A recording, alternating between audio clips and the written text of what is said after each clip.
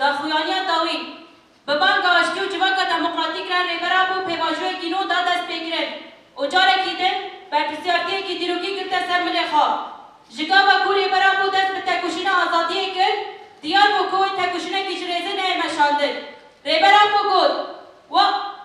وقت آنجاق به واتبوین هبه واتا ممکن دبه لجه کو به واتبوین نبه واتا نبه پرسکره که جنیجی همان تشته جن آنجاق دناوا دیروکا تنبوی ده در کتنه کی مزن یا وصا بکه ریبردی به پارادیگمه خواه جواگک او به تایبت جی جن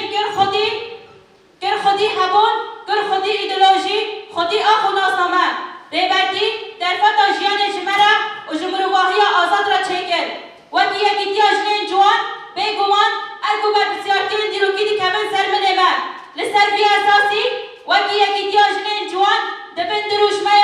کم ببه به منافس دویره جیانا کومینال آبا بکه ریبرا بو آزاد بکه ایرو وکی جن من کنفرانس جنو ریبرتی ندار خواست کنفرانس به پرسپکتیف ریبرا بو او بنی قاشن لسر رولا جنین جوان دبیگ آینا منافس دویده هاده بردوام کرن فرانسا ما به برنامه و پلان سازی انشفو آزادی فیزیکی ریبرا بو هاده بدوی کرن پلان سازی کو ده انجام کنفرانس دا درکتنه بفی آوائنه وکی یکی جنین جوان بیوان و سرکفتنا کارو خبات ما آزادی فیزیکی ریبرا بو مستوگر کرنه دو آزادی ریبرتی هم مافی مایه هم جیار که مایه جبر میه که هر جنکی جوان ببا خودی ارککی دیروکی و جبو آزادی فیزیکی ریبرا بو تکوشی بکر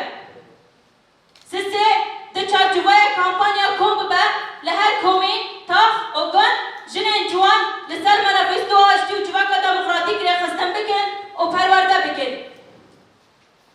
به کامپانیا امشی دخوازم ریبرا بو ببینن خبات و چالکی انجور و جور ری خستن بکن بقاسی ام لدردور روژا خور ریبرا بو کم ببن خواب ری خستن بکن و هر دره ری خستن بکن نه